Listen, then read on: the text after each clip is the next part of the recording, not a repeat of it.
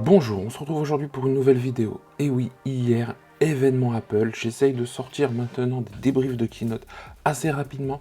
Vous avez l'habitude maintenant, mon petit carnet de notes, j'ai pris des notes pour vous faire un petit retour sur cette keynote qui, franchement je le dis, a été mieux que celle d'avant, non? Dites-le moi dans les commentaires. Pourquoi elle était mieux que celle d'avant? Parce que déjà, c'est des produits qu'on a moins l'habitude de voir.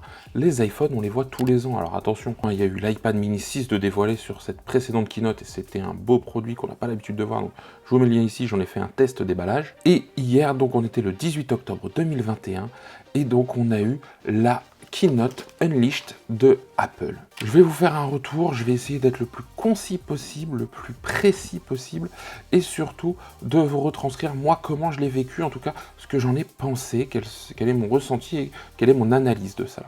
Alors déjà le démarrage, une petite vidéo hommage au Mac. Et là, on a tout de suite été dans le thème. Pourquoi? Parce qu'on a eu plusieurs sons, les anciens sons du Mac joués dans un garage. Hommage aussi à la construction d'Apple, en tout cas à sa fondation, à sa création, quand Steve Wozniak et Steve Jobs ont commencé à créer ça dans le garage des parents de Steve Jobs. Moi, j'ai trouvé que ce petit clin d'œil super sympa, avec une super composition musicale, juste avec les sons, vous savez, de démarrage. Oh là là là, moi je dis, c'était vraiment très mis en avant, et puis c'est un peu une ode à la créativité, ouais, je parle comme ça, hein, moi, ça m'arrive, mais une ode à la créativité, pourquoi? Parce que je l'ai ressenti comme ça, ils mettent le Mac comme un outil créatif. C'est un outil pour créer des choses, peu importe ce qu'on crée, musique, vidéo, image, du texte, peu importe. Il y a un Mac qui correspond à ça.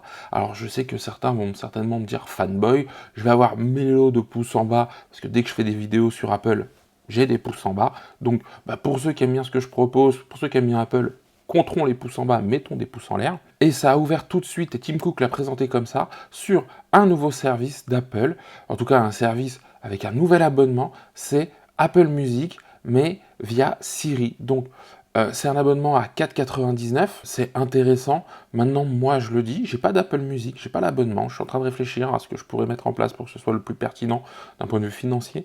Et juste à la voix, sans les playlists, sans ce genre de choses. Mais c'est encore le moyen, je pense, là, d'attirer les gens. C'est aussi, d'après ce qu'ils disent, eh bien, le moyen d'avoir de nouveaux utilisateurs, plus d'utilisateurs, de se rendre accessible à plus de personnes. C'est pas totalement faux. Alors bien sûr, il y a du marketing derrière ça, mais c'est pas totalement faux. Il y a peut-être des personnes aujourd'hui à 4,99 €.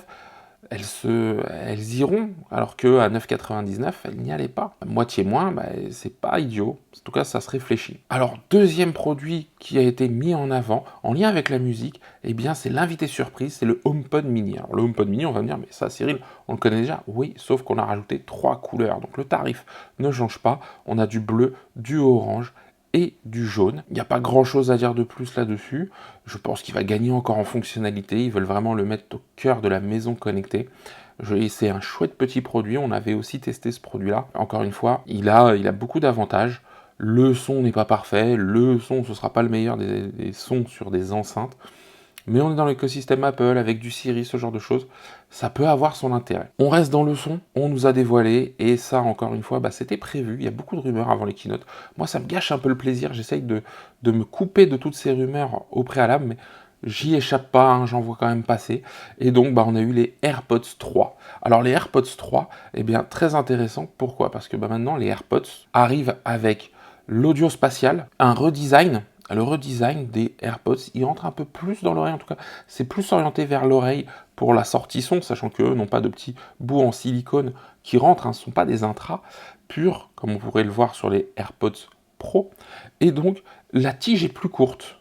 Donc là, franchement, le redesign est bon. D'ailleurs, le boîtier ressemble au boîtier des AirPods Pro, avec en plus la recharge sans fil. Une autonomie globale de 30 heures, entre le boîtier et la première recharge des écouteurs, 6 heures d'écoute sur les écouteurs, avec 5 minutes de charge, donc on a une charge rapide, et bien on a 1 heure d'écoute possible, et le support du MagSafe, donc avec ce nouveau boîtier, cette charge rapide, si j'ai bien compris. Dernier point sur les AirPods 3, eh bien le prix, 199 €, ça pique un peu. On le voit fréquemment sur les AirPods Pro avec une baisse assez importante du prix d'environ 70 € sur Amazon, donc peut-être pas 70 €, mais peut-être qu'on va les trouver, ces AirPods 3, sur Amazon, un peu moins cher. Et donc on arrive déjà au dernier produit.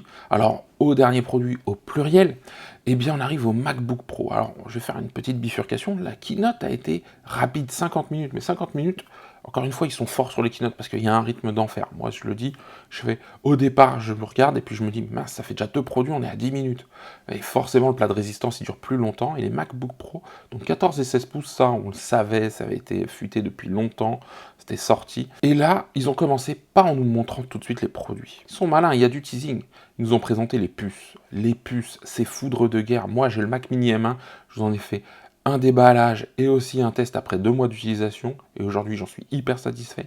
Et bien, ces nouvelles puces, c'est le M1 Pro et le M1 Max. Et franchement, je suis content. Pourquoi? Parce qu'on a lu beaucoup de choses sur du M1X et du M2. Alors, ça change rien à la finalité, mais je suis content. Pourquoi? Parce que c'est pas les mêmes noms. Et ça, je suis content parce que ça n'avait pas leaké, ça n'avait pas fuité avant. Et rien que pour ça, merci d'avoir gardé ce secret. Je sais pas si ce sera valable tout le temps, mais j'en suis très content. Merci Apple. Petite parenthèse fermée. Alors, ils ont mis beaucoup l'accent sur les performances. D'ailleurs, j'ai trouvé qu'il y avait beaucoup trop de comparatifs. Vous savez, moi, quand je teste les produits, j'aime bien les tester sur des choses claires, surtout des usages du quotidien.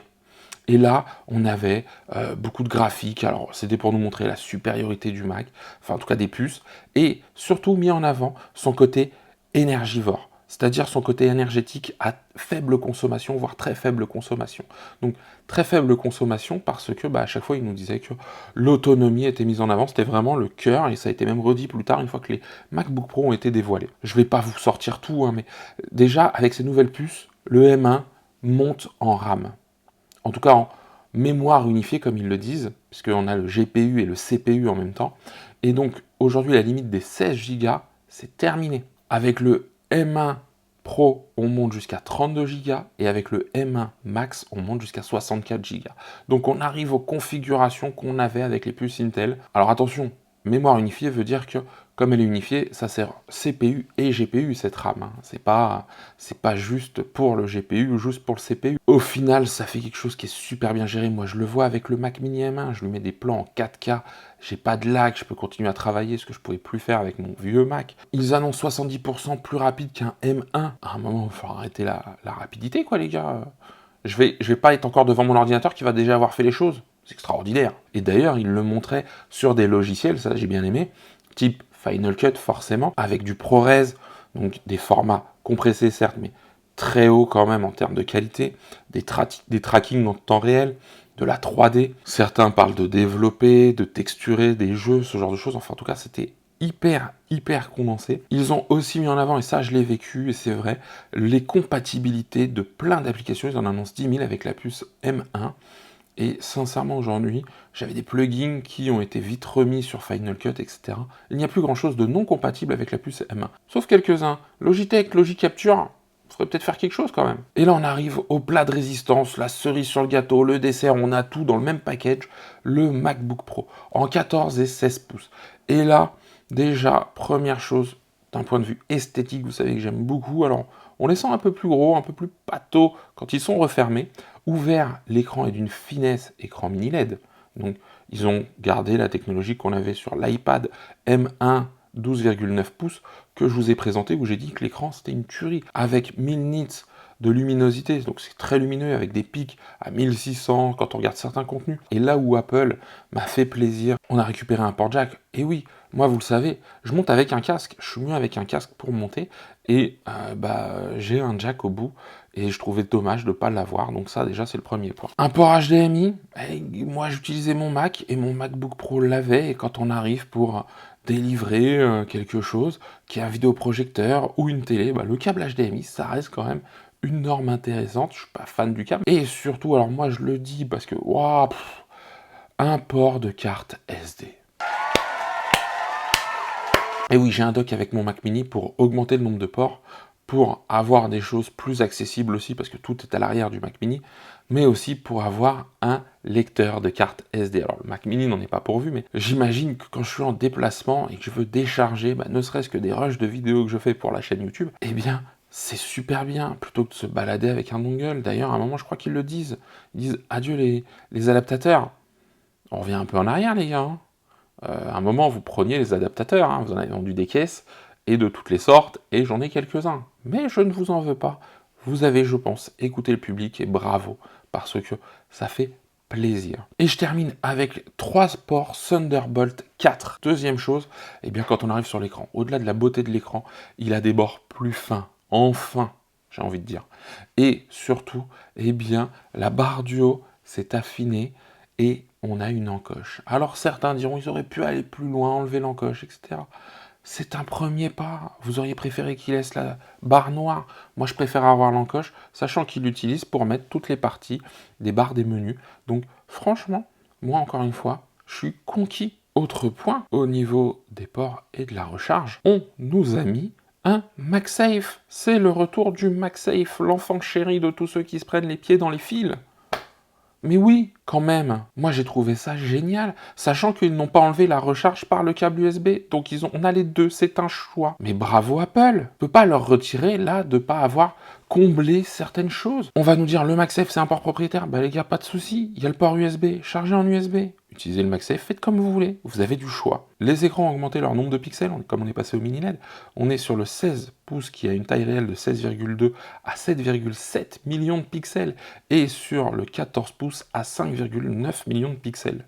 D'ailleurs, le 14 pouces fait 14,2 pouces de diagonale exactement. Et sur ces écrans, eh bien, on a maintenant le ProMotion, donc qui va nous permettre, comme sur les iPhones, les derniers iPhones ou les iPad Pro, eh bien, d'avoir un écran avec un rafraîchissement adaptatif qui va jusqu'à 120 Hz, sachant que pour les professionnels, parce que par exemple, j'ai pas besoin de ça pour regarder et dérusher ou j'ai besoin d'une fréquence d'image fixe, la possibilité de verrouiller la fréquence d'image de l'écran. Comme à chaque fois, ils ont parlé de l'amélioration de l'audio avec 6 haut-parleurs intégrés, 6 haut-parleurs dans un si petit produit, c'est quand même pas mal.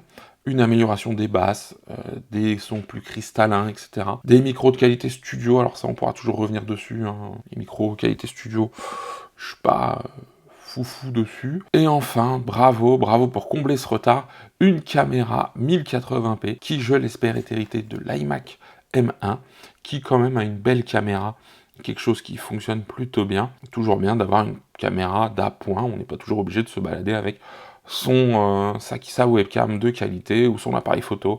Parfois on veut faire léger, et c'est ce qu'on cherche avec ces produits-là, donc c'est ce qu'il y a avec cette caméra. L'autonomie qui est liée à la puce a été mise en avant, 21 heures en lecture vidéo et 17 heures pour le modèle 14 pouces. 21 heures c'est pour le 16 pouces. Alors après, suivant quand on va sur les fiches techniques, quand on n'est pas en lecture vidéo, le MacBook Air semblerait meilleur, le MacBook Air M1 dans certaines conditions. Donc à prendre avec des pincettes. Et une recharge rapide a été mise en place avec, eh bien en 30 minutes, on récupère 50% de la charge de la batterie. Dernier point que je souhaite évoquer, eh bien c'est le prix.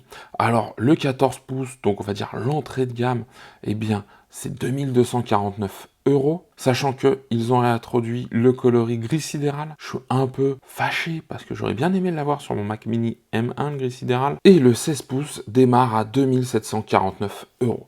Alors, en termes de prix, je suis un peu mitigé. Il y en a plein qui disent que c'est très cher, voilà, ça reste Apple. Ce qu'il y a dedans, c'est à destination des pros. Bon, si on veut se faire plaisir et qu'on prend le modèle le plus haut de gamme, avec 64 Go de RAM et 8 Tera de SSD, on arrive à un joli prix de 6839 €.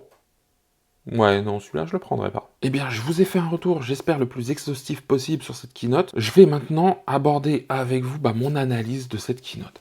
Alors, mon analyse de cette keynote Apple, eh bien, Apple frappe fort, encore une fois, parce qu'ils ouvrent une semaine avec plein d'annonces de plein de constructeurs, et je pense que ce qu'ils ont annoncé hier va en effacer quelques-uns, en tout cas va atténuer la portée de ce qui va être présenté par les autres constructeurs.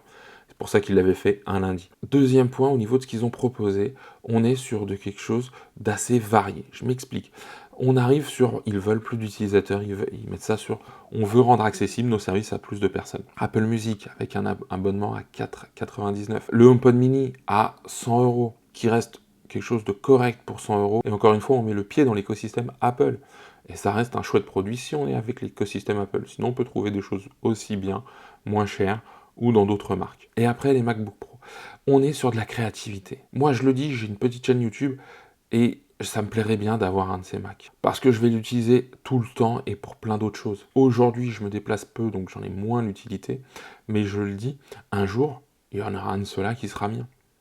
parce que je sais aussi qu'ils vont durer extrêmement longtemps. On le booste un peu sans passer à 64 Go, même si la RAM est très chère chez Apple, mais on le met à 32 Go.